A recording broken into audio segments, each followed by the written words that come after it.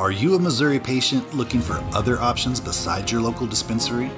Have you considered finding a caregiver but found the process to be confusing and hard to navigate?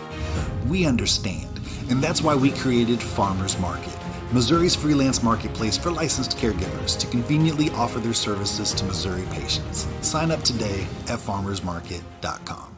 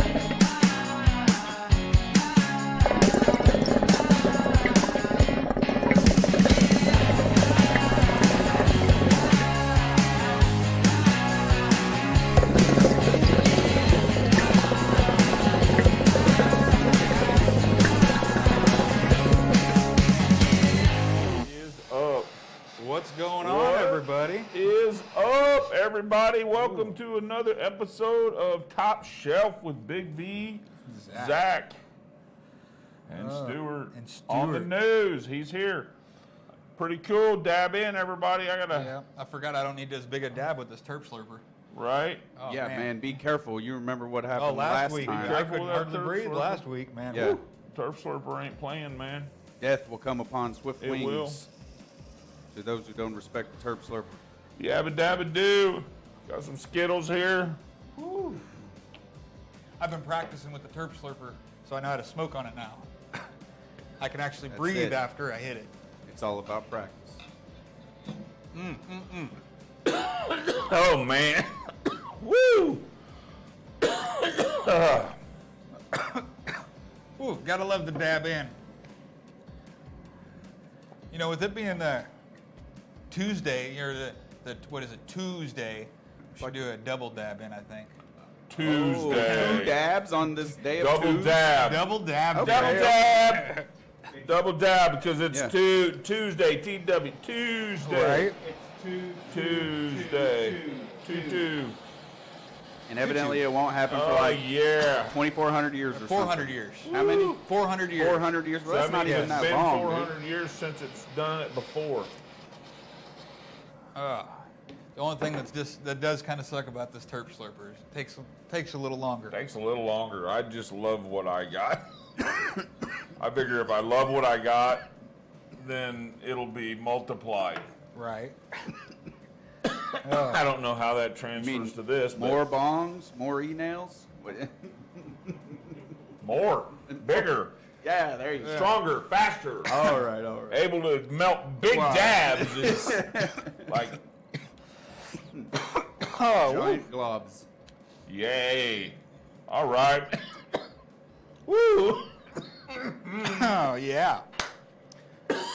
Vernon So- will be with y'all momentarily. Yeah.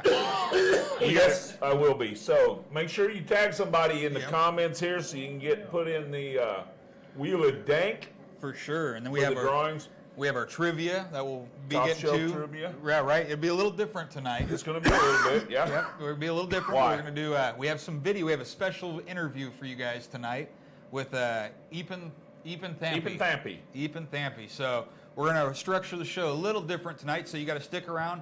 We'll do the top shelf trivia right before we go to the news, and then we'll go to our news, and we'll of course do the what's changed right after the news. Yep, so tag people. Yep. Make sure you're tagging someone. Get on that Wheel of Dank. And then the Sorry. Wheel of Dank, we at the Wheel of Dank we'll get to right at the end of the second video. So we got a special love the Wheel of Dank. 2-part video for you guys tonight. If it don't stank, it ain't dank. Right?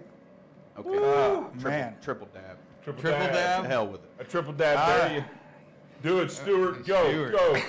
go. Dab it, dab it. Stuart. Dab, nab it. Oh man. So we had Ethan Tampy came in.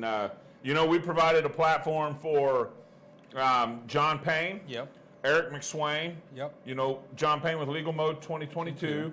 Yep. Eric McSwain with Fair Fair Access. Yep. And Fair Access Missouri. And so we had Ethan Tampy couldn't make it for the live. Right. So we decided that he was in town this Sunday, and he came by the Top Shelf studio, and I sit down and talked with him and let him paint the picture.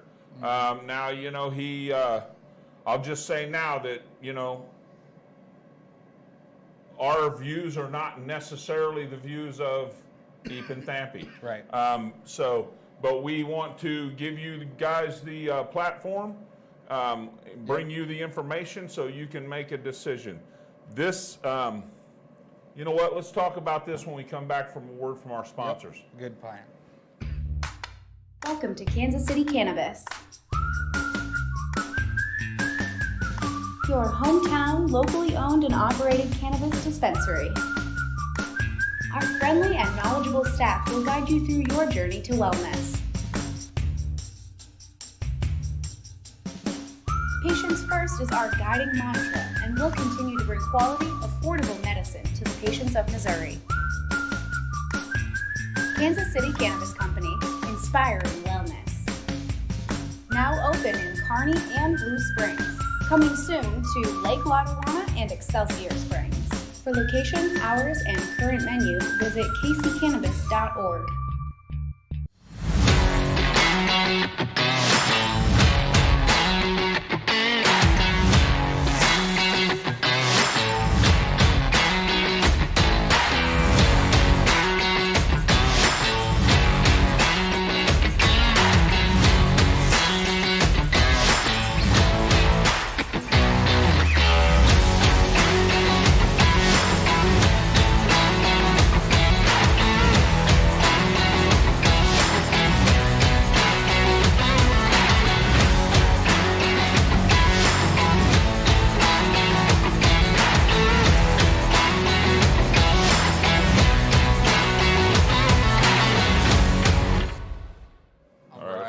Talking about? We were talking about our interview we did. Okay, Oh. we did an interview. I did an Yes. interview. Zach filmed it. Yep. It was a long interview. It is a long interview, It was but a it's long interview. it is long but not dull. It's very informative. Right, yep. And if you're interested in legalization, now, what I was going to say before we went to a break there is that this is not like one of the ballot initiatives. This is an actual bill that has been presented by Representative Ron Hicks. He's a Republican.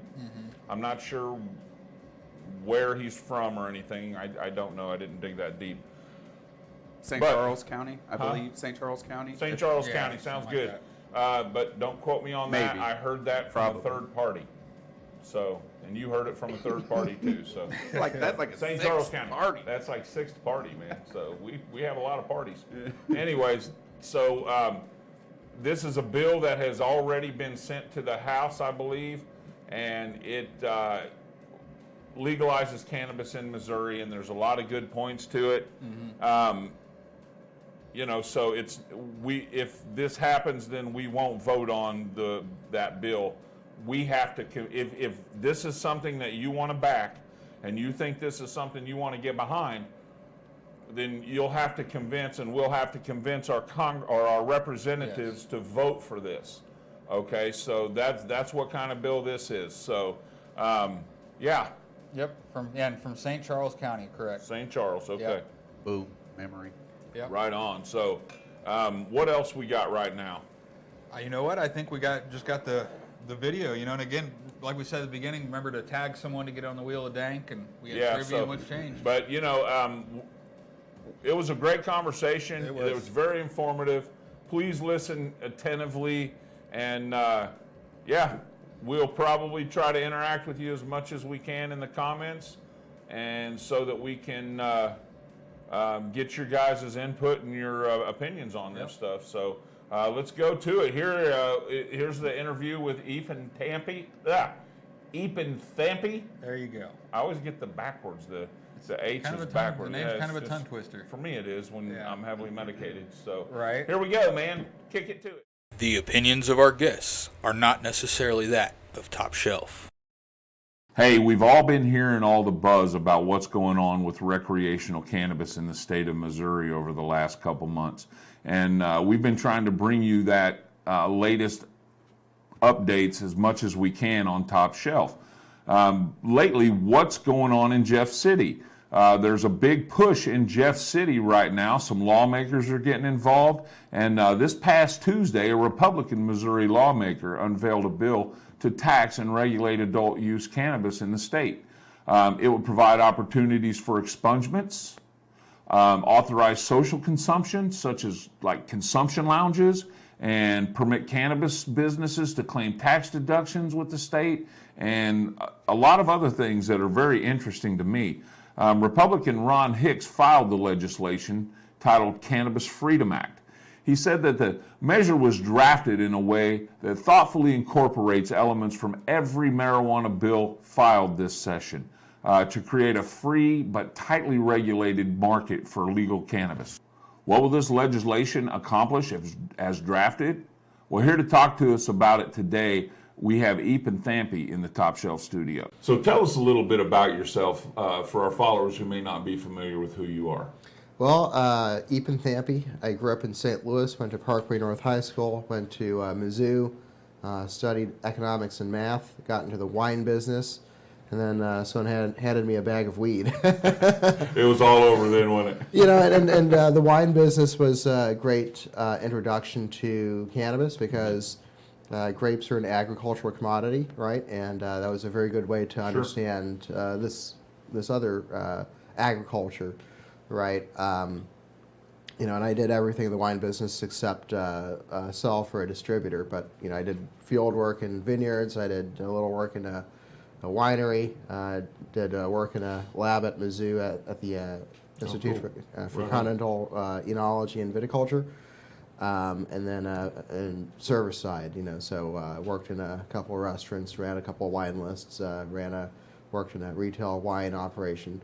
And then about 2009, got together with a small group of people, including Mark Pedersen and Dan Vietz, and we started the modern legalization movement in Missouri. About a year later, we started Show Me Cannabis. Then that turned into, and we actually did a ballot initiative campaign in 2012. Which was a miserable failure, but it was a valuable exercise in learning. Yep. So we understood, you know, like a lot of people are like, let's do a ballot initiative. They have no idea how difficult it is. And then, you know, I was very good at fundraising and bringing in support to the campaign. But ultimately, I realized that a lot of the folks involved in New Approach had their only real interest was in controlling the market.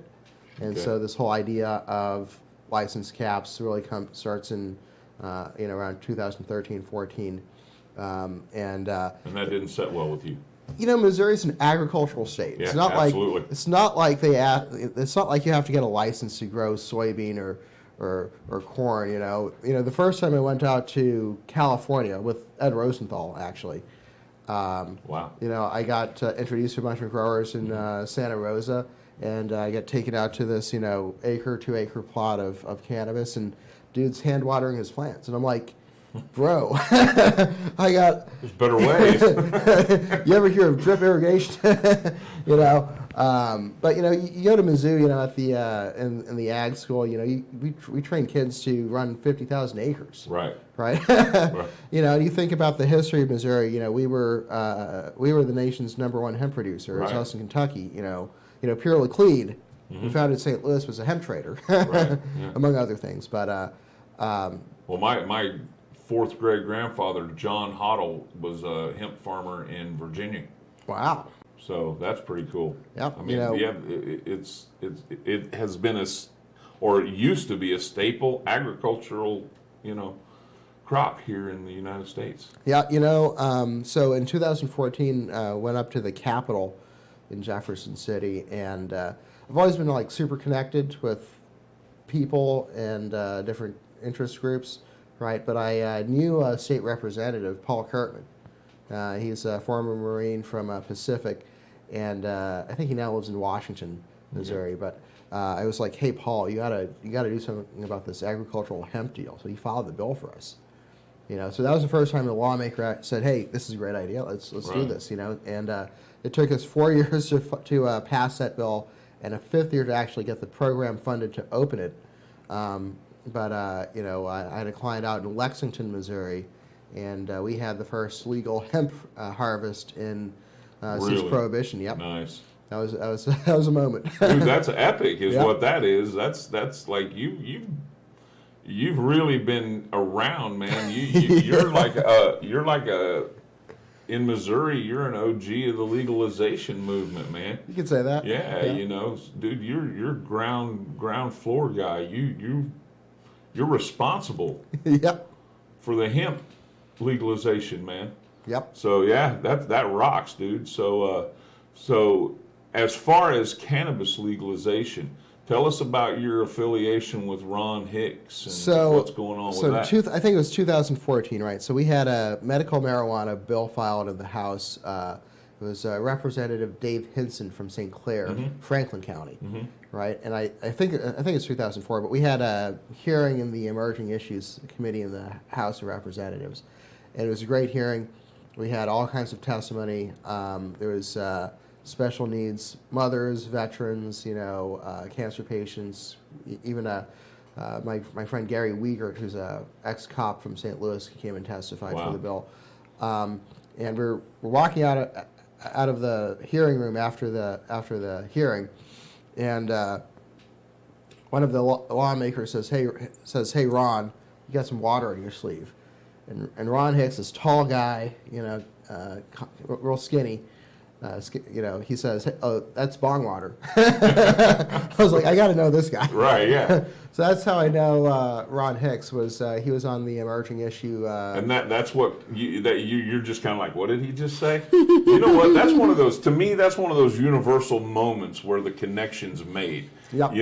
And that's one of those doors that you could have been like, oh, well, that was a funny comment, and walked on. But you caught that, man, and you were like, wait a minute, and to me, that's one of those universal moments that something actually takes place that's meant to happen. Yep. A connection's made. I call it strategic positioning. Okay, and when we set forth to do something with passion, then the universe conspires with us to bring it to fruition, and that's just one of those connections that's made, through that positioning that we all go through. So, and now here I go on one of my tangents. Yeah. But So that's awesome, man. so Ron, he left office, I think, in 2016, and took a couple years off. But I kept in touch with him. Then he ran for office back again in 2018, And this is his last year. You're limited to 8 years in the House, 8 years in the Senate, so that's 4 terms in the House, 2 in the Senate.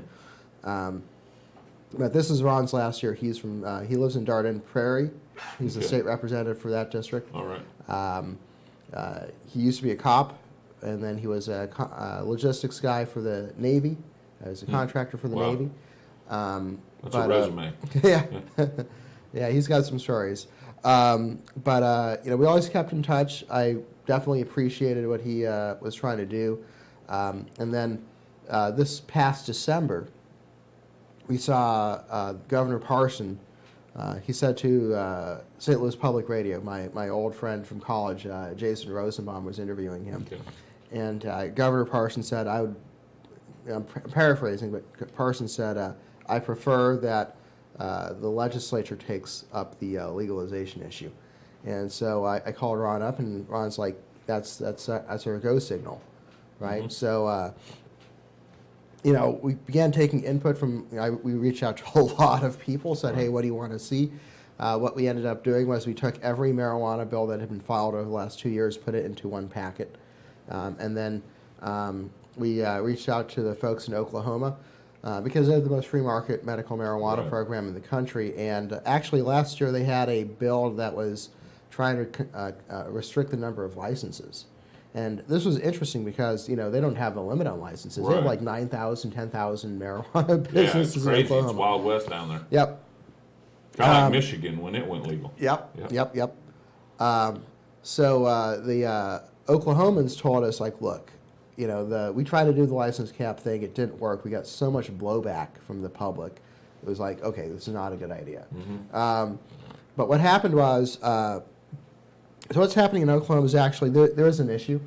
So the ballot initiative that passed the medical marijuana proposal has almost no regulation associated with it. Wow. Okay. So what's happening now is you have foreign, crime syndicates, Chinese, Russians, cartel, whatever. Right. They're coming to Oklahoma. They're buying 100, 200 licenses and then just playing whack-a-mole with large production facilities and sending it out all to, Miami or New York. So there is an issue in Oklahoma, but what we did was we went to Oklahoma State Representative Scott Fettgatter. He's the Republican in the House who's really taken on this issue.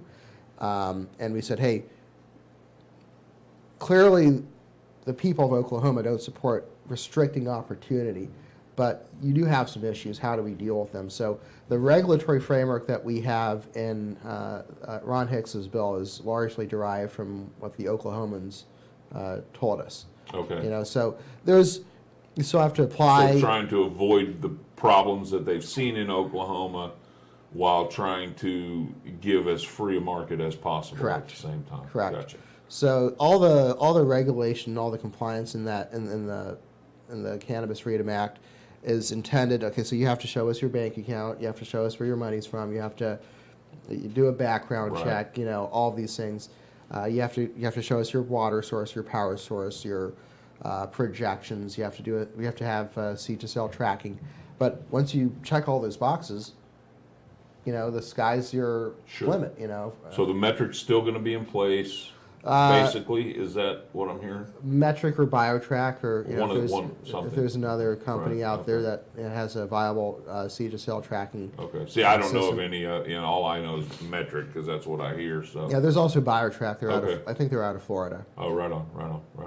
Okay, well, that's a lot, man. Yeah. I mean, you've been around, dude. You're that's really cool that you've dedicated your life basically to getting cannabis legalized in the state of Missouri. My mom would tell you I'm very stubborn. That's okay. That's what it takes, They tell you that when you're a kid, like it's a bad thing or something. It's kind of like ADD. Hey, you know what? I can do 20 things at one time and stay focused on them all, So I don't think that's such a bad thing, really. Or, like Kanye says, it's more painful for me to quit than to lose. Right. I'd rather, That makes a lot of sense. So let's talk. Okay, so this last Tuesday, Representative Hicks filed an initiative or a bill. House Bill 2704. Okay, House Bill 2704, Remember that. House Bill 2704. Look it up.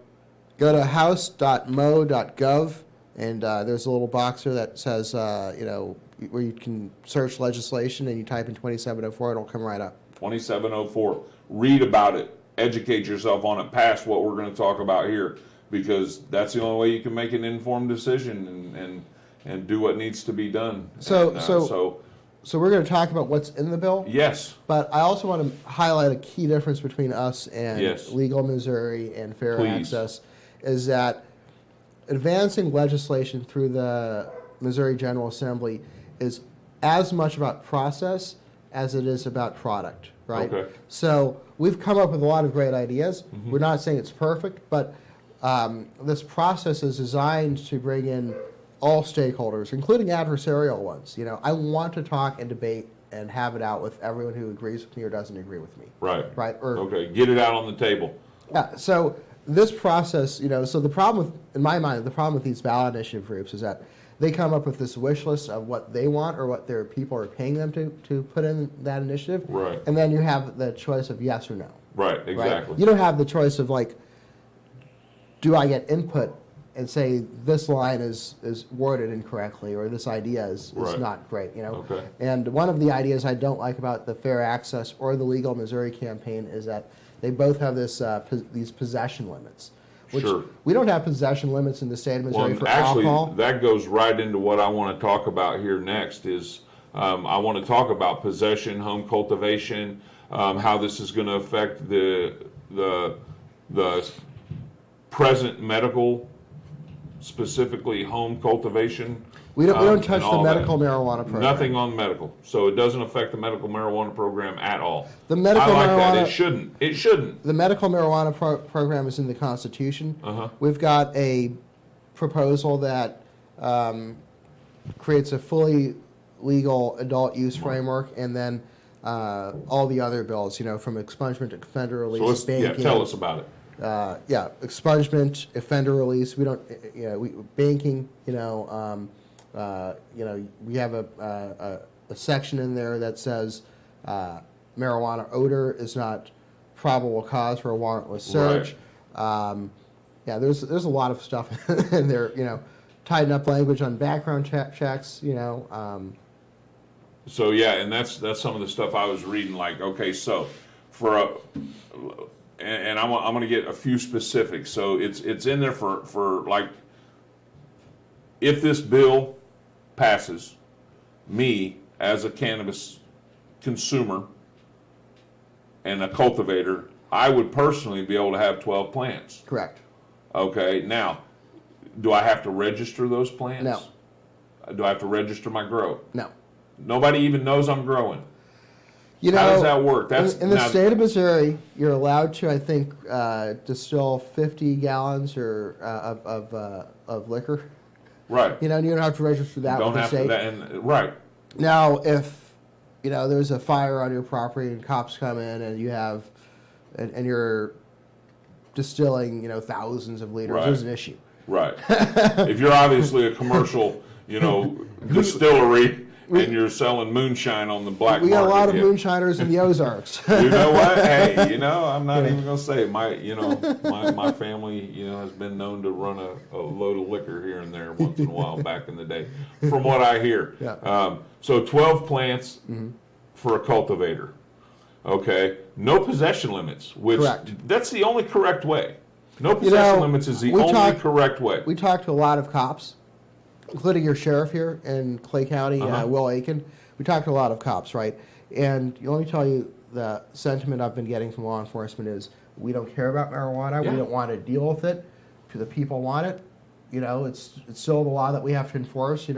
But a lot of cops tell us, we don't want to be in the marijuana enforcement business. So waste of our time. How many cops do you know sign up to be a cop so they can bust a weed guy? Right. No. That's not what maybe they're going a very after. small fraction. Right. But the And average, most of them all smoked weed when they were younger, still do probably. if you're a cop, I mean, if you're a cop, you probably have this idealistic notion of, I'm here to protect and serve my community Yes. against violent criminals and property crimes. Right? You're not there to bust some guy who's not hurting anyone, who's just Smoking a little weed on his back porch. yeah. Right? You know, the Legal Missouri campaign has a horrible thing in it, right? They want to create a constitutional law enforcement mandate to stop and cite people for smoking weed in unsanctioned public spaces. Now, to me, this is horrific, right? First off, if that were to be a law, you know, that should be in statute. It shouldn't be in the Constitution, number one, right? But number two, you know, you take this around to any of the black communities, you know, right. you want another Michael Brown? This is how you get another Michael Brown. Yeah. Right? The Right. fact that Jack Herdetti and John Payne came up with this proposal, and Jack Herdetti is a smart guy. You know, he has been in politics a long time. You know, he helped Claire McCaskill get elected. He's been running ballot initiatives for years. But the fact that Jack Herdetti and John Payne and Dan Vietz, who should know better, Dan Vietz has been an attorney for like, what, 40 years? 50 years almost. And the fact that they put into their constitutional marijuana ballot initiative, stop and cite for smoking weed, is horrific. There's no other way to say that it is willfully and intentionally racist, and I'm choosing my words very carefully. You're good, man. You know, and then, you know, they have these possession limits. You know, the Legal Missouri and the Fair Access have possession limits. I don't understand it. You know, Makes no sense to me. And so one thing that the Cannabis Freedom Act has in it, we completely removed marijuana from Missouri's Controlled Substances Act.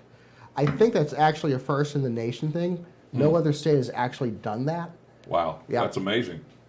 You know, and that's been one of my songs this whole time is, if it still has possession limits, I'm not okay with that. I'm not okay with possession limits. I'm not okay with you know. I'm not okay with possession limits, and I'm not okay with people still being in a position to be incarcerated for, I don't care if it's 1 gram or 1 kilo. I don't care. This is how stupid possession limits are, right? So right now we have legal hemp. Hemp is legal federally. Right. The difference between hemp and marijuana is what? It's one molecule. It's Right. delta-9 tetrahydrocannabinol. Yes. Right? But you have these isomers of delta-9 THC, right? You've got delta-8, you've got delta-10, you've got Yep. all these, Yep. you know, other Perfectly intoxicants, right? okay. Tetrahydrocannabinols, and those are all legal because they're derived from Buy hemp. them at the gas station, man. Correct? There's no possession limit on that, right? You can have 20 pounds, you can have 100 pounds in your truck. Same as alcohol. As long as it, you know, but like this one molecule, we put this fence around, it doesn't make any sense. Right. I agree 100%. And so that's one of the things that really turns me on about what I heard about what Ron Hicks is doing, is that, you know, the possession limits, you know, to me, if it's regulated at all in that manner, you know, then I'm not for it, you know. So now, who's going to be responsible for regulating the program if once this program takes place? So we have an agricultural hemp program. You know, Right. that's controlled by the Missouri Department of Agriculture. We have like somewhere between 300 and 400 licensed hemp producers and processors in the state of Missouri. That program has been non-controversial. There's no license cap. It costs like $750, $800 to go through the permitting process and get a hemp license. So we said, like, look, Ag Department has experience in cannabis. Why don't we just Let them handle it. Yeah. Okay. There's also the issue, and I want to be careful here, but I think the people of Missouri have lost faith in the health department, right? Now you think. It took a minute from that to register with me. I'm like, no, you don't say. You know, They've done such a great job rolling out the medical program. well, I mean, so much of this is the problem of when you put something in the Constitution, when you put regulations in the Constitution, you know, you really handcuff the regulators and the government in a lot of ways. And, you know, you might have heard, so like 2 weeks ago, there was a debate on the House floor about initiative petitions, Okay. right? They want to raise the cap for qualifying a constitutional change to the ballot. I actually agree with that. I think it should be more difficult to change our Constitution than it is right now. Okay. Right? And then And so in the midst of this debate, State Representative Jared Taylor, he's the chairman of the, he's from Nixa, Okay. Nixa, Missouri, Christian County. Yeah.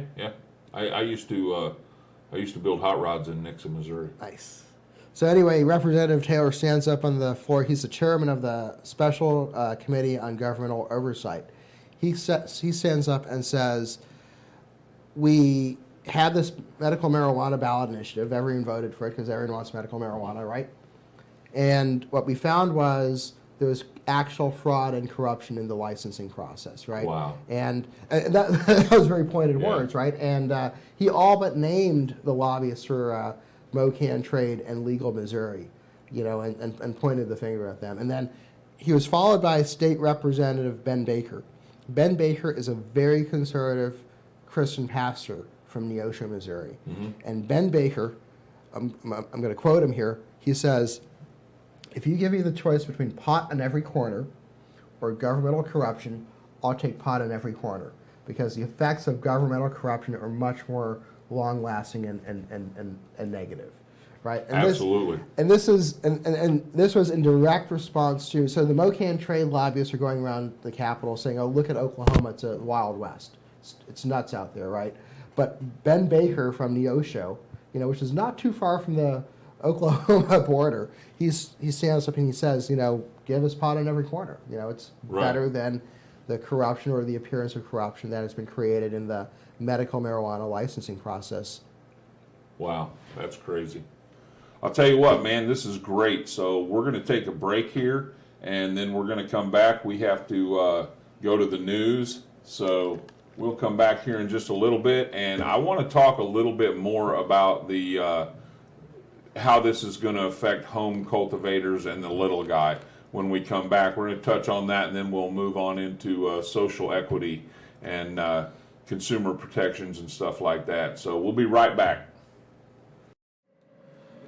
What up? Man, that's a lot of information. So to much soak up. information. Hey, you know what? Google Fiber's having some problems in our area, evidently.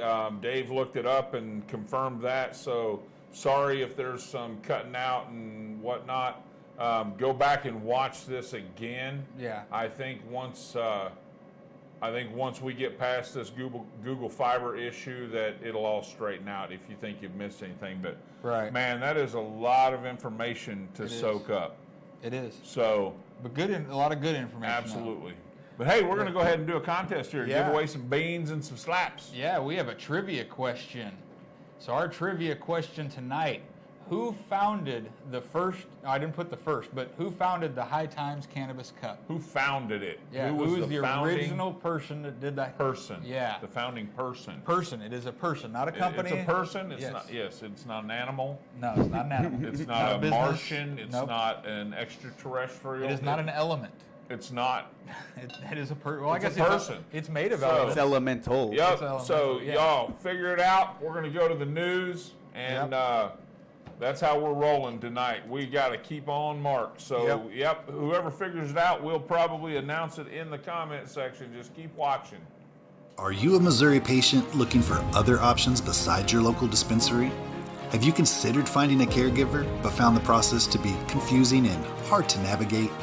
We understand, and that's why we created Farmers Market, Missouri's freelance marketplace for licensed caregivers to conveniently offer their services to Missouri patients. Sign up today at farmersmarket.com.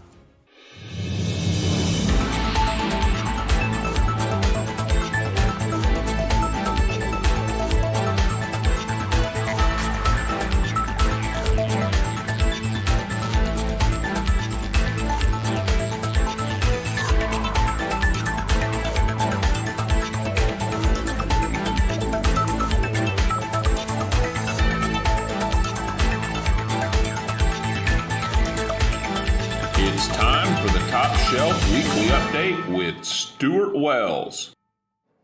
Hello, everyone. Welcome to the Top Shelf Weekly Update. I'm Stuart Wells, and I've got to get right into it tonight because, as you can see, we got a very busy show. High Times reported the United States Department of Agriculture announced the true value of America's hemp market, and the numbers tell me a story.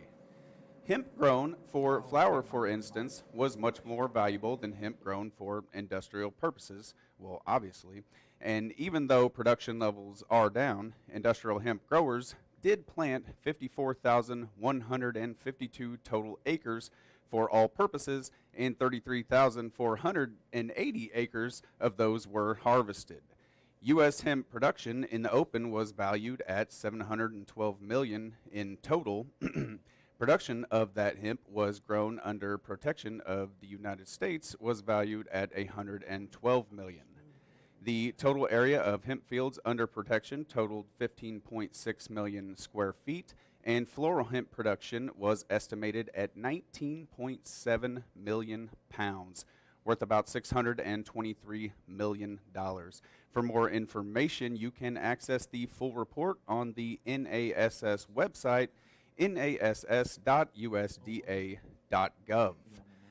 If you are looking to buy Delta 8 THC in a certain part of Kansas, you'd better do it before March 20th. The Johnson County District Attorney's Office is sending letters to businesses selling Delta 8 THC products. The letters notify business owners of the deadline to pull products from the shelves. If they do not, they could then face drug charges. The notice comes after a December 2nd opinion by Kansas Attorney General Derek Schmidt. He said it is unlawful to possess and sell Delta 8 THC classification to a controlled substance. So if you like your Delta 8 products, this is your call to stock those shelves. Right? You may have heard of Kevin O'Brien Allen, or maybe not. Hell, I don't know what you guys are out there doing. He was caught selling $20 worth of cannabis to an undercover officer in 2012 and again in 2013. He was initially sentenced to 10 years in prison in 2014, and as if that was not bad enough, it did not end there. His sentence was later extended under the state's, quote, habitual offender status to life in prison without the possibility of parole. Right? That is absurd. However, a new Louisiana law could provide Allen with a way to be released. The legislation, titled Act 104, amends the current Code of Criminal Procedure. The new law would allow legal representatives such as D.A. Schuler Marvin for Bossier and Webster parishes to reduce Allen's sentence and get him released. Lost my place there for a second. Sorry, this mouse is going crazy. This is made possible by allowing the district attorney to jointly enter into any post-conviction sentence or habitual offender status.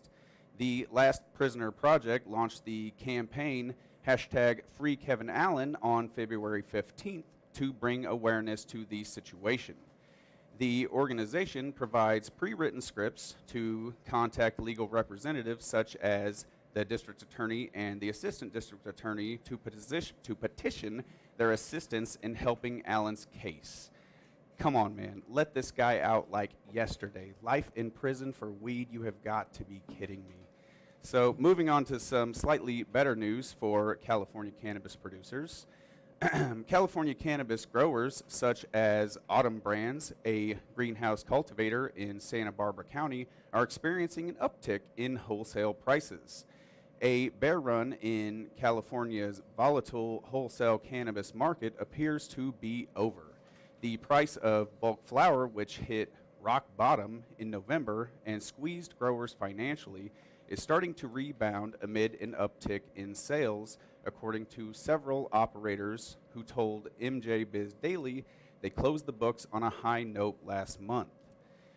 Whew, that was a long one. A wholesale turnaround is welcome news for thousands of growers across the state, from craft cannabis producers in the Emerald Triangle to some of the nation's largest cultivators in Santa Barbara County. The price plunge began nearly a year ago. In addition to falling prices, many growers have been struggling because of a thriving underground market, high taxes, and a limited number of retail outlets for their product, according to industry officials. The average price per pound of cannabis flower is up to about $750 to $1,100 for top shelf and $300 to $450 for lower shelf, which, man, I would really love to. That's ridiculous. Anyway, that is a nice bump from November when Californians saw top shelf cannabis flower going for $400 per pound amid a very high supply. Thrive Society, which has 20-plus acres of cultivation under contract, experienced a 300% sales volume increase in January and a 10 to 15% jump in price per pound compared to December. I have a feeling that what happened was all the underground flower finished up in Croptober. They had they had the best prices, and theirs was the product that moved first, and that caused the legal market to take a large hit. Now here we are at the tail end of February. Underground crops have moved, and the demand for dispensary products seems to have stabilized. Thank goodness. You forget me, buddy? This just in here. The first glaze flower in the state will be available tomorrow at the Clover location in Belton. That's right. They will have 1 gram pre-packed at the following retail prices. Looks like they're around $10 and $11. And expect to see eighths of, quote, bigs for $36 to $39. So that's all from me. Let's get back to the interview.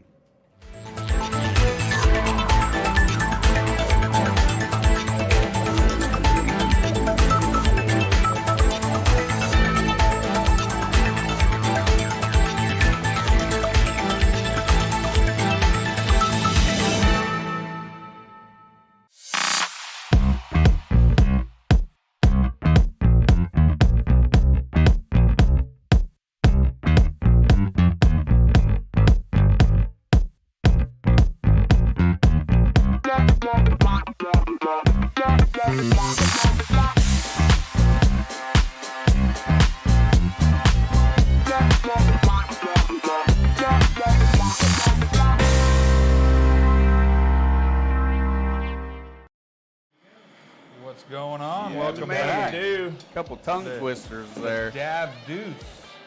Wait, how many times is this dabbing now? Yabba dabba deuce.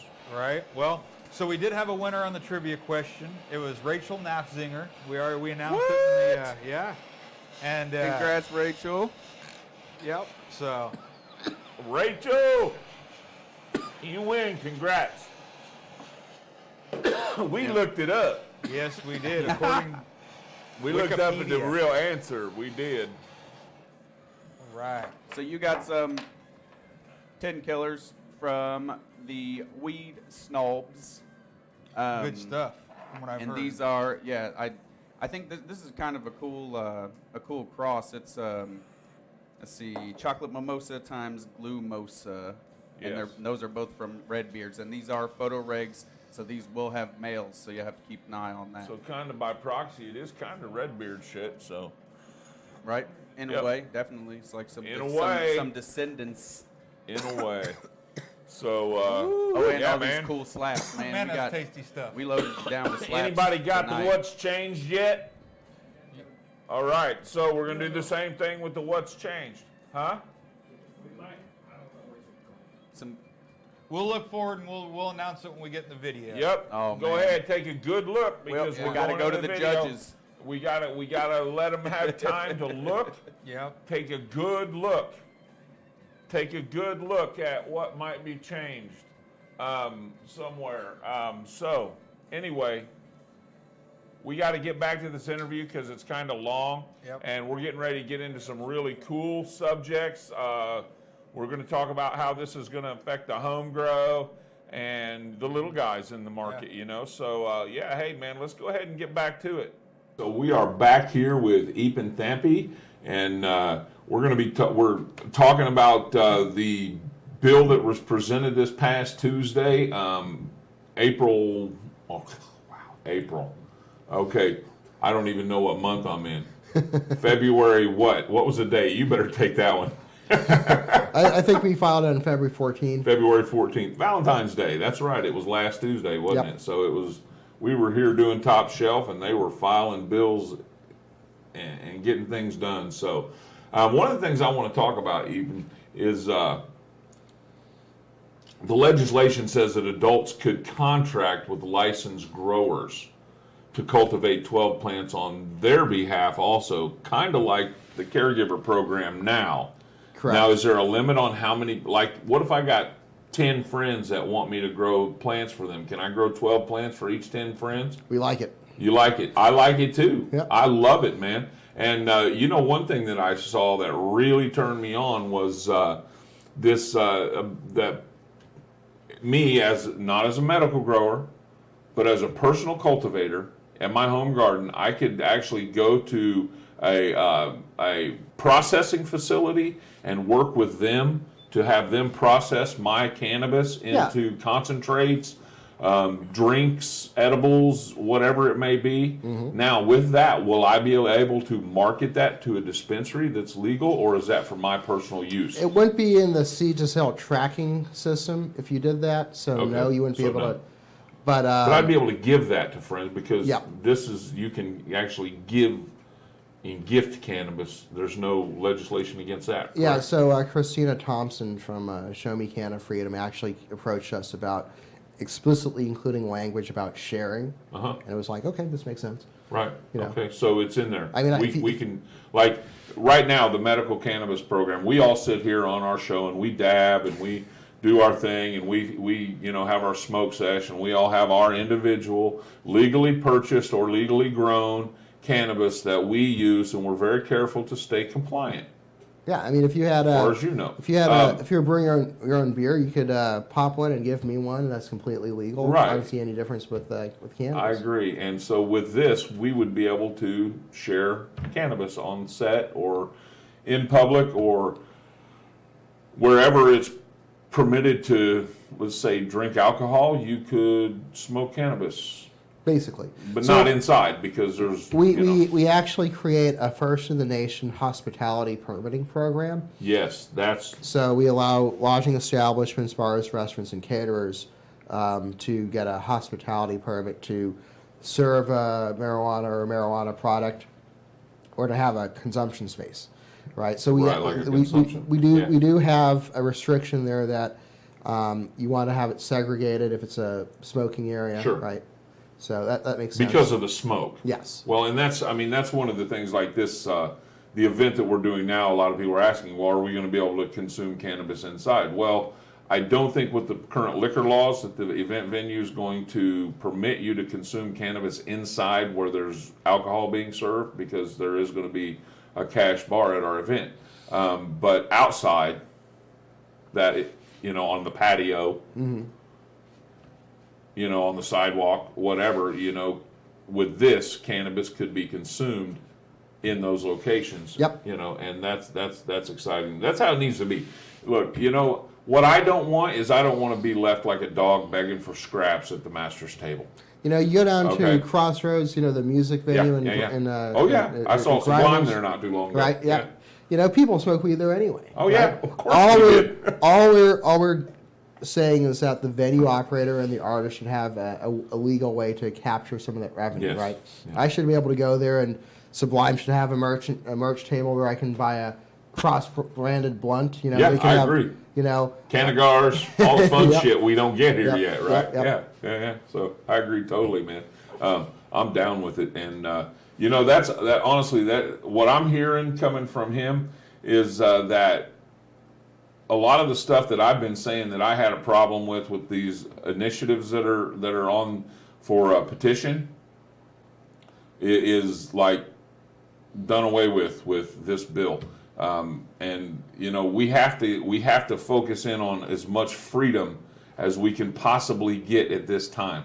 None of us live in an illusionary state, or I should say a delusionary state, where we think that we are just going to be allowed to grow weed and smoke weed and sell weed and give weed away, and it's just like tomatoes. It's not going to happen. But we also don't want to just like cave to a lesser form of bondage than what we already have that isn't really that far off. I've seen people here with Canna Convict projects over the past couple years. I've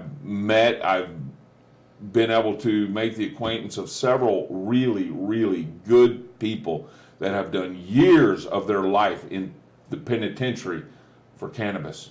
And it's ridiculous, and it should not happen for any amount of cannabis. Nobody should be in prison for a non-violent cannabis law. And, you know, they have used it to oppress people for long enough. And that's what the laws are all about. No matter what avenue you look down for why they have criminalized cannabis to the level they have, it's all to oppress people. Certain racial groups, certain political groups, certain economical groups. It's all done to oppress a certain people. And, you know, and we don't need that. We want away from that. And if there's anything written in at all that's going to continue to allow the oppression of anyone with the fear of incarceration, I'm sorry, but you're not. I'm not down with it. I'm sorry. Yeah, So, you know, that's exactly correct. You know, and under Anslinger, it was blacks and Mexicans, and then under Nixon, they added Jews and hippies, right? Yeah. I mean, it was a racial and social control. Absolutely. Right.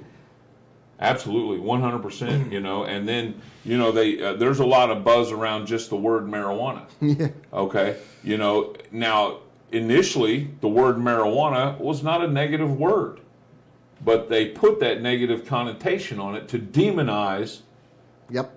Latinos. Yep. And it is what it is, man. That's what they did. If you say no, it didn't, then you're lying to yourself, you know. So, and it's bullshit. I'm sorry, but we have to do away with this. We can't just sit by and allow this to continue. We are on a roll here, people, and we don't want to settle for something that doesn't give us the best option that we can possibly have. So, this is perfect. Let's segue into social equities and stuff. And you know, it says, you know, this measure contains, you were saying earlier, expungement provisions and stuff. So Full expungement. You know, the Legal Missouri campaign actually treats offenders who are serving time or serving a sentence for more than 3 pounds different from other offenders. Right? We don't have any. We don't have any restrictions. If you're doing time or you have a record for a nonviolent marijuana offense. right, and the key is nonviolent. So, and that's important. Yep. So, but you know, And then, you know, there's full expungement. yeah. And then we also have a tax deduction. If you lost your licensing fees in the medical marijuana program, you're authorized for a tax deduction. Okay. You know, I look at that as kind of a reparative justice issue, because a lot of people who went through that licensing process were victimized by predatory consultants. Right. Right? You know, Yes. you had so many. You know, and I'm gonna actually name some names here, like Jay and Diane Sarkowski from Canada Advisors. You know, they won 29 licenses, or you know, Chip Shepard down in Springfield, or what's his name, the guy from McHugh from Vertical Enterprises. You know, like these guys, or John Payne. You know, John Payne and Michael Hill. You know, they did Amendment 2 consultants, but they would. You know, people were desperate, you know, for these services, right? And all these guys were like, "Oh, we helped write the initiative, and we campaigned for it, and we won it, and now we're the guys you need to talk to about getting a license," right? So, Don't you find that suspicious? you know, the first people who get paid in these restricted licensing campaigns is the consultants who write the licenses. Go figure, right? Right? So, you know, and so it kind of created this gold rush where, you know, they would tell you, like John Payne in his contracts explicitly states, you know, we may have a conflict of interest with other applicants applying in the same area as you, but don't worry about that. It's fine. You know, give us $50,000. Yeah, we'll take your money, and you just don't worry about the small writing, right? It's also funny how the people who, you know, typically these consultants would ask for, you know, cash up front and then a slice of equity, you know, which is an Right. optional. It's funny how the applicants who gave up that slice of equity won their licenses, while the ones who didn't give up that equity lost their application. Wow, yeah. And see, I mean, you're talking foreign language to me right now, because I really, you know, there are other people out there Yeah. that are way more dug into that than I am. And so, it's interesting hearing about it. And, but I wish I could carry on a better conversation with you about that. But you're educating me right now on these particular other initiatives. And so let's also talk about some other equity ideas that we have, right? So it's not in the bill yet, but I'm working with the Black Caucus. So the Black Caucus is all the black lawmakers. I read that, yeah. Right, and the chair of that group is Ashley Bland Manlove. She's the state representative for I think District 26 in Kansas City. So like UMKC area. That's her district. And then Wiley Price from St. Louis. So I sat down with Wiley. I gave him several ideas. Right, the big thing about getting people into the business is that you don't have to have a capital requirement, right? But access to capital is probably the most difficult thing for any entrepreneur. Yes, it is. So what we did was we looked at loan and grant programs that already exist in our Missouri Department of Economic Development, right? And I'll point out one. There's a loan program that the state already has, where the city or the county can apply on behalf of a business, startup, or an expanding business for loan capital. Okay. Right? And so what I told Wiley is like, look, you're going to offer an amendment to this bill when it comes to the floor to expand that program to people who've been affected by prohibition. Right? Okay. So that's a way for you to access non-predatory loan capital. Yeah, and that's a major problem that I see with the other initiatives that are out right now is that even if, let's say, I put the $2,500 up, I get my name drawn out of the hat, yay, hey, woohoo! I got it, What John Payne is not telling you about his lottery and the Legal Missouri ballot initiative is that, look, if you have a lottery and let's say I'm Cresco or some like big multi-state marijuana company, well, I'm going to come to Missouri, I'm going to find someone who can fit the restrictions for applying, right? And we're going to put in 50 applications. Exactly, right. So you got 51. But let's just say I win a license, okay?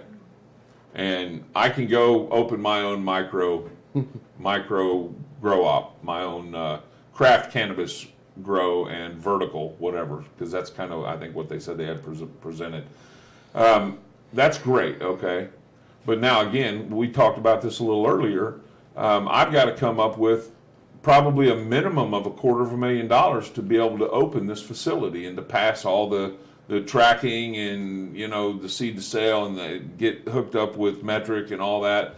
It's going to cost me a minimum of about $250. Yeah. Or $250,000. So now I have one of two choices.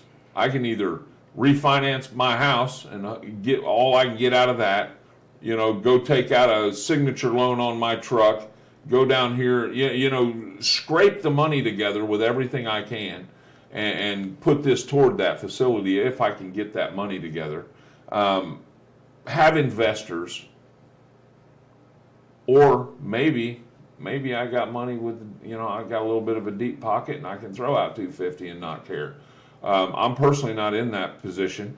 So what you're saying is with this, I should be able to go to the bank and apply for a loan?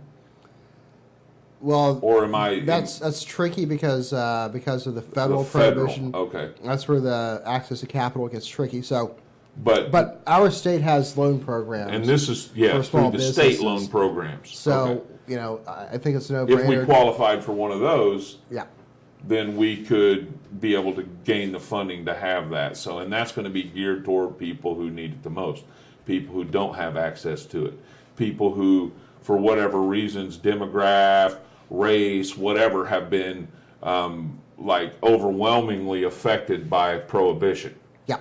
Things like that. So that's okay. So So like I said, we're gonna work with Representative Wiley Price to have this debate and hopefully add these ideas into the bill as it moves through the process.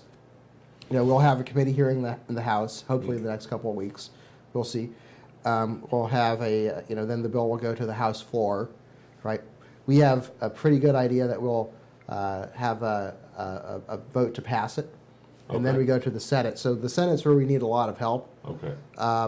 That's where you need the people's support? Well, I mean, Or- we need the people's support through all this, Right. throughout the entire process, right? So, last week I was very happy. I was very proud. But for the first time in 8 years, we had, Christina Thompson and her group came up to the Capitol. It was the first time I think Jefferson City has seen actual citizen activists come Okay. to the Capitol on this issue. Okay. And let me tell you, email your state representative and your state senator. You can go to house.mo.gov and look up your state representative and senator and email them or call them. But it really makes an impact when people take the time out of their day, take the time out of their job, making a living, to drive up to the Capitol and Right. make their Oh, yeah. voices heard, Yeah, yeah. right? Because, let me tell you, a lot of other groups, like, the Alzheimer's Association or there was a group, the Credit Union Association, there's all kinds of associations, all kinds of different businesses or interest groups. They make the time to go up to the Capitol. And some of these groups, when they show up with 500 people, Yeah. right? They've got buses. We need to show out like Right. that. If there's one thing I could tell you is that since this bill is introduced, I think every single state representative and senator has gotten an email or call. In fact, Nice. probably more than a couple. Well, let's do Right. that more too. So I'm going to promote that. They need to hear the voices of the people of Missouri. They need to hear input, right? They need to hear what's missing in this bill. They need to hear what should be taken out of this bill, right? Right. And working together, we can craft a product. Maybe some people are not going to be happy, but that's You can't make everybody happy. You know? cannot. So hopefully the ones who aren't happy are the ones who are trying to be shifty. Yeah. So we've already talked a little bit about some of this taxation, banking, and social use. Yep. So the tax rate for adult use couldn't exceed 12%.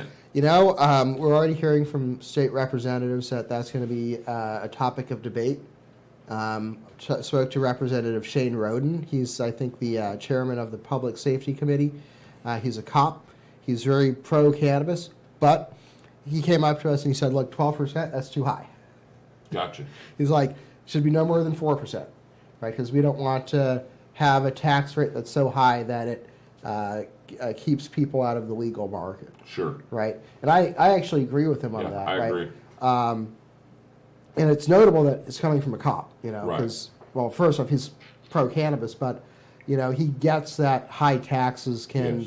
can restrict the... Fuel the black market, basically. Yes. Yeah, it'll keep feeding that, and to get away from that, and that, yeah, it's Now I explained to him that, look, in a competitive market, go look at Oklahoma, go look at Portland, go look at Seattle. You can go to Portland and get a $25 ounce.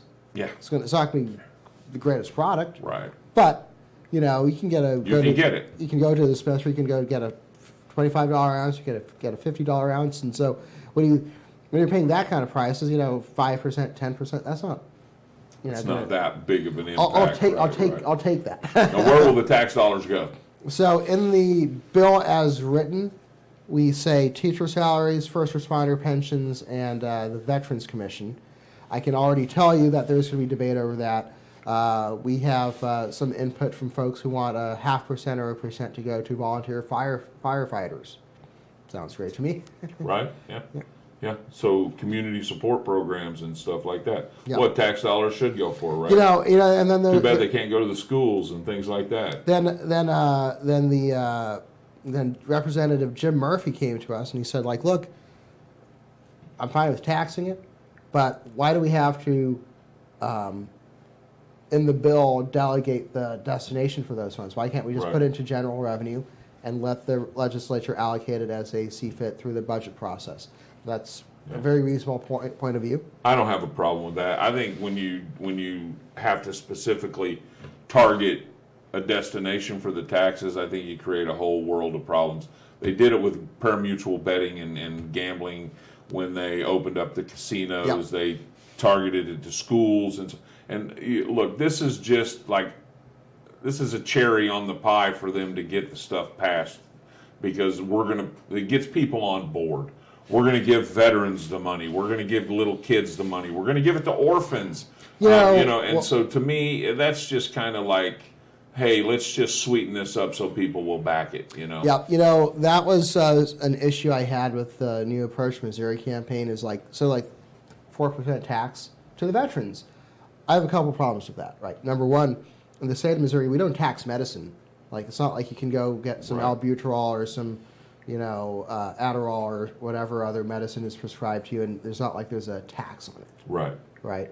So I disagree with taxing medicine, first off. Second so in your opinion, the whole medical program should be non-taxable. I got a couple of veteran friends. My buddy John Grady, who lives in Gasconade County, I think. He's a Marine and a Navy veteran, actually. But he told me, he's like, look, I'm a veteran, and I have to get taxed on my medicine, so that the money can go to veterans. Yeah. Doesn't quite make sense, does it? Why not just let people keep their money and if there has to be a tax, sure, we can have that discussion, but here in the state of Missouri, I think we have an idea of like minimal government on this kind of idea. Right. So, and that's how we need it to be. We need minimal government. The less government involved in anything is the best government. Yes.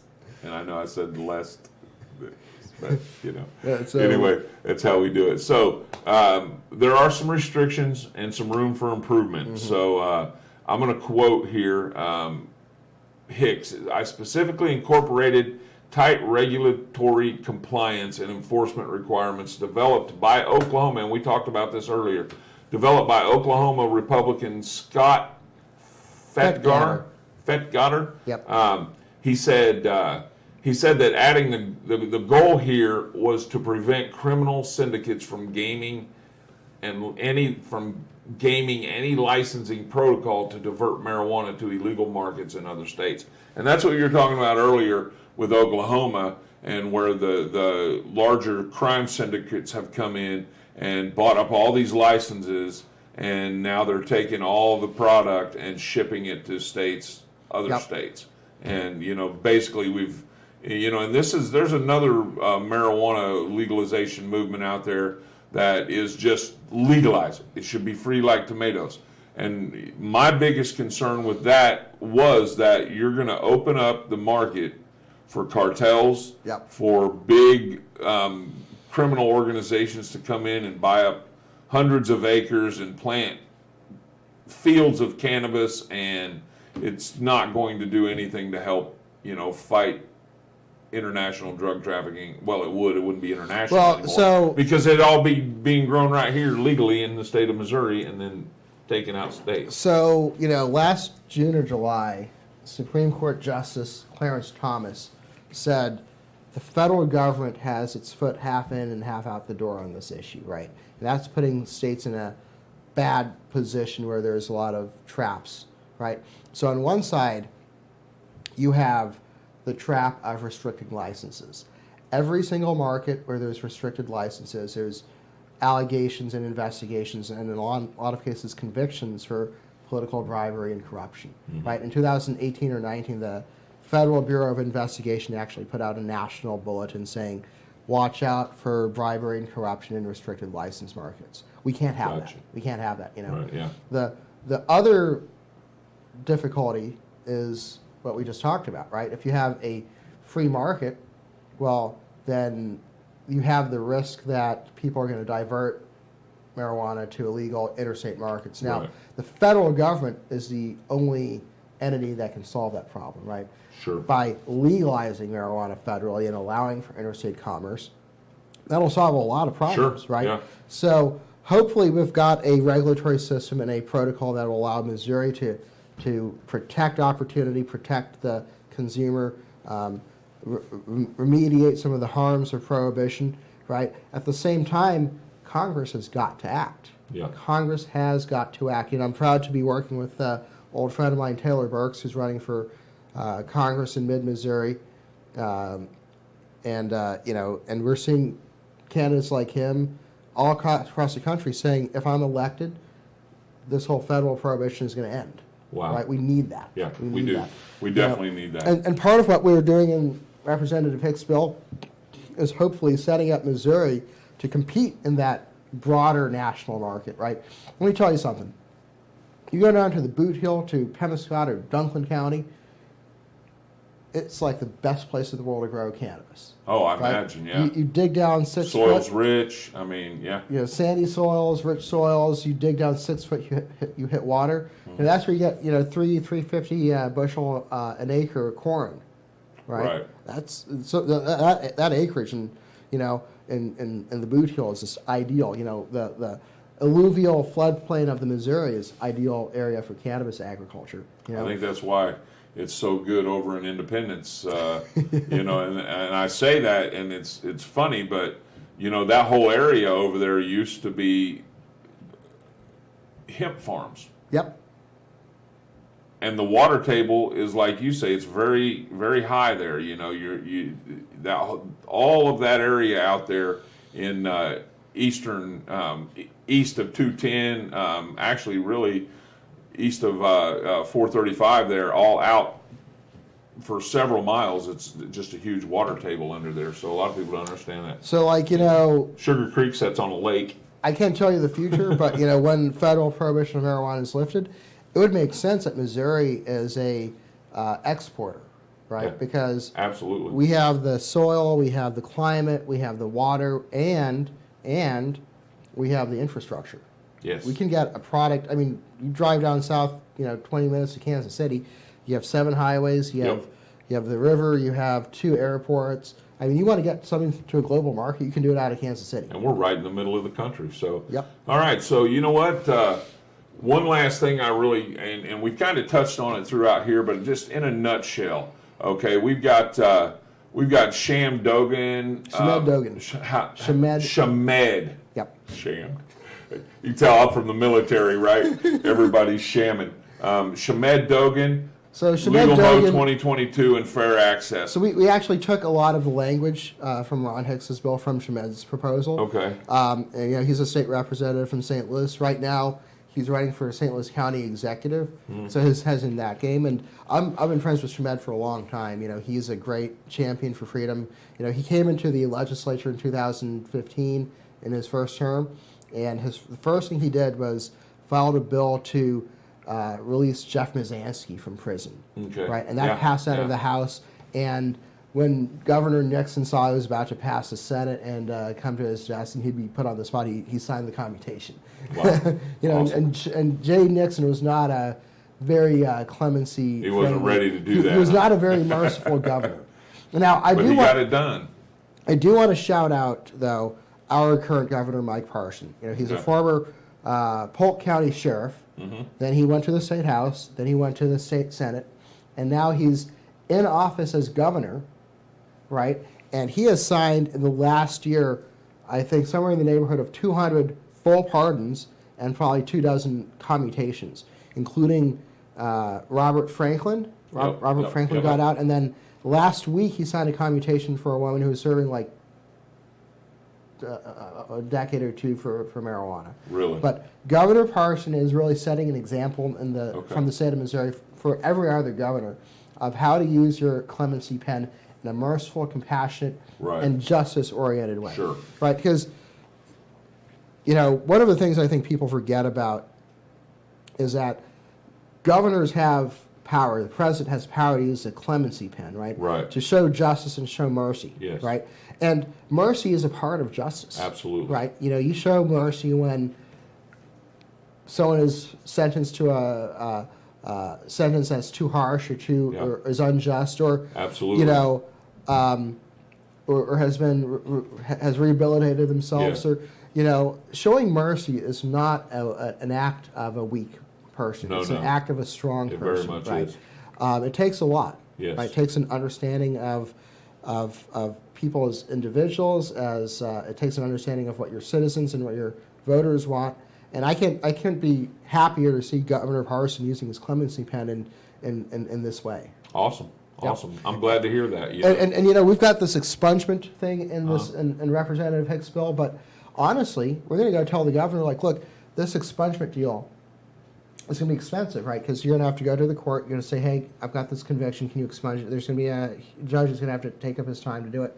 Whereas the governor can just put up a form on his website, say, here, you know, put in your information, what's your conviction, right? And then he can have his team of attorneys vet all the applications and say, okay, these 10,000 applications are deserving of a pardon, right? So the governor can do a mass Literally go systematic clemency pardon where we're not taking up the resources of circuit courts across the state of Missouri, right? So we're going to ask the governor to consider that, and we think he might actually do it. Beautiful. Yep. I love that. I love that. Out of our viewers out there and all of our followers that are going to watch this down the road, what do we need to do if they hear like what they hear right now and they want to support this bill? What is it that they really, in a nutshell, need to do to make an impact on this particular bill getting passed? So go to house.mo.gov. Write your representatives. Look up your state representative, look up your state senator, make sure to call and email them and let them know that you want House Bill 2704 to get passed and put on the governor's desk. And if you can, come up to the Capitol Monday through Thursday. Usually the schedule is posted on the House website. Tuesdays and Wednesdays are the best days to be in the Capitol because everyone's there and it's a full day and whatnot. And people can reach out to me. They can reach out. I work with the Crossing Paths Political Action Committee. Okay. So that's crossingpathspac.com, PAC. And then, you know, we definitely need support. You know, if anyone wants to support this in bigger ways, it has an interest in a commercial marijuana business that would be legal under this proposal, feel free to reach out to me directly. I'm sure you can post my email Yeah, we'll address. post all that. Yeah, we'll get your contact information out there for people to get a hold of you. And man, I feel like I want to organize a road trip.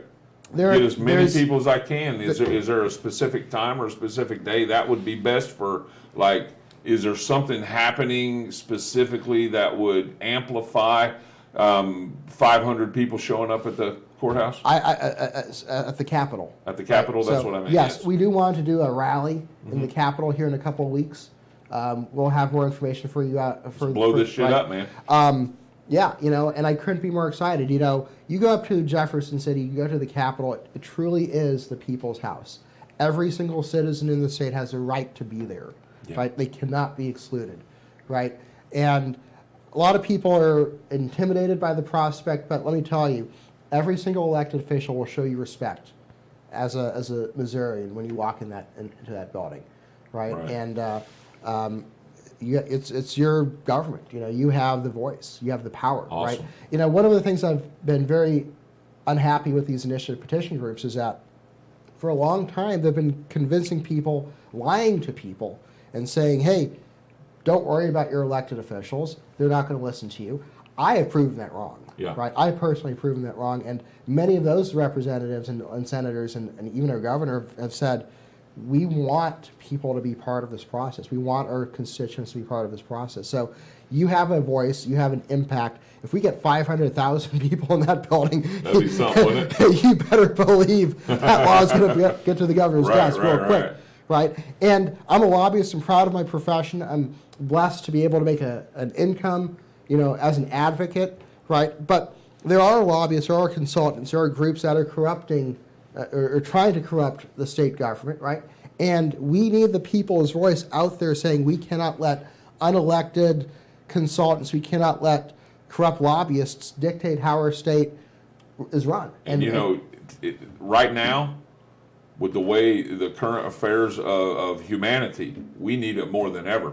Not just for cannabis, we need it for everything. The people, the only way that we are going to make the advancements we need to make as a society is if the people get their heads out of the sand, man, and get involved and go tell, you know, their state representatives to show up at the Capitol and say, hey, you know, this is what we want. Your voice can't be heard if you're not screaming. Right. And we need to scream as people. Man, thank you so much for coming here and putting this out here for us and our followers. And we're going to get this out to as many people as we can. If you want to organize a march on the Capitol, let's do it, man. Yep. I'm down. We'll do everything we can to be a part of that. So I'll go make the reservation. Under the Capitol, they have this under the Capitol Rotunda. They have this beautiful space, and oftentimes you'll have grassroots organizations or interest groups come in, and they'll reserve the space and have a rally inside the Capitol. And I would love for nothing more than to see hundreds of marijuana legalization supporters. Yes. Calling for an end to prohibition, calling for the release of people in prison. Calling for a state to do the right thing. Absolutely. Well, and you know what? It's really in your hands. It's in our hands as the citizens of the great state of Missouri to make a showing, to step out and do it. So, you know what? It's been a great interview. I've been educated. I hope you have too. And if you want any more information about what Mr. Tampy here is doing, is it Tampy or Tampy? Tampy. Okay, I thought I had it right. Yep. If you have any more questions on what he's doing or how to get involved with what he's doing, hit us up if you need to. We're going to put that information out there. Like you said, the best thing to do is email and call your representatives and let them know that you want this bill to pass. And if that's what you want. Again, I'm going to remain in my neutral place, and I'll show you my faith by my actions. You'll see what I'm all about. That's all I can say. So, you know what, everybody? We're going to get back to the show. Thanks for taking the time out and paying attention to what we are trying to get across here. All right, man, that was a Good hell of an job, interview. Yeah, Vernon. you did great on That that was one. awesome. Thank you. That was so much good information that I am taken back. That's Well, and you great. know what, man? No matter how much it was, that was a lot to take in for anybody. For sure. Yeah. Dude, go. We'll repost it as well. Yeah, so. go and read it for yourself. Dig into it. Make your choice. And personally, I think if you decide to get behind this bill, you need to just get to the email your representatives, call your representatives, do what he said, man. Get involved. That's how you get these passed. This is not an initiative. So, but you know what? Before we take off here tonight, and I think legalization here this year is probably going to be a focal point of everything in the community. So. But yeah, before we take off and close out, man, we're gonna do a wheel of dank, baby. Wheel of one dank. more Why don't you go ahead and shot. bring that up? Go ahead and spin that wheel for us. Spin that Dave. wheel. We got a lot of names on the wheel of Oh dank yeah, tonight. look at that one. Wow, that's a hell All of a right, wheel. who is it? I can't see it. It's Courtney Courtney Schneider. Snyder, Courtney congratulations. Courtney Schneider, are you here? You, if you're here, Yup. you're Good job. Tagger. You got some Congratulations, 10 killers. Seeds and slaps. Seeds and You slaps. betcha. Mine It is takes a time. minute. I've got to get mine started. Mine takes a little longer to prep. Man, I'll tell you what. That was a lot of information. I enjoyed having Ethan here. Yeah. He's a wealth of information. He's Been around. He's been around. He's been around a while. So, just take it for what it is. Take it for what it's worth and make an educated choice on who you decide to put your efforts and energy towards. Now, I will say that, we had some comments here from, and I'm going to agree with Chris Smith on here. Yeah, this No matter which initiative you're backing, this right here will not affect that initiative. Okay? I personally believe they would work great together. We need to push for one, and then if you choose to support one of the initiatives and back one of the initiatives, do that. So that's my opinion on that. But we're going to talk more about this stuff in the weeks to come. So, woo, I took a bigger one on that one. I could feel it. you know what, everybody? Good. Peace out. Stay lifted. Later.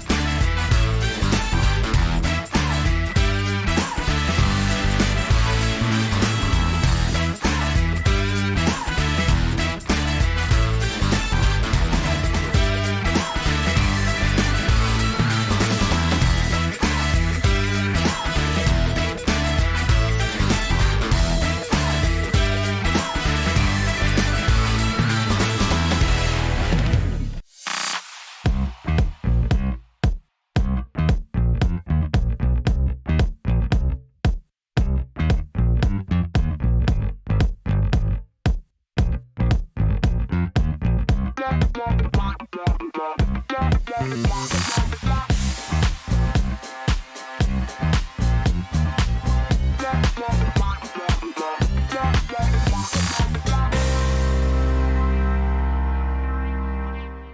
you a Missouri patient looking for other options besides your local dispensary? Have you considered finding a caregiver but found the process to be confusing and hard to navigate? We understand, and that's why we created Farmers Market, Missouri's freelance marketplace for licensed caregivers to conveniently offer their services to Missouri patients. Sign up today at farmersmarket.com. Welcome to Kansas City Cannabis, your hometown, locally owned and operated cannabis dispensary. Our friendly and knowledgeable staff will guide you through your journey to wellness. Patients first is our guiding mantra, and we'll continue to bring quality, affordable medicine to the patients of Missouri. Kansas City Cannabis Company, inspiring wellness. Now open in Kearney and Blue Springs. Coming soon to Lake Lotawana and Excelsior Springs.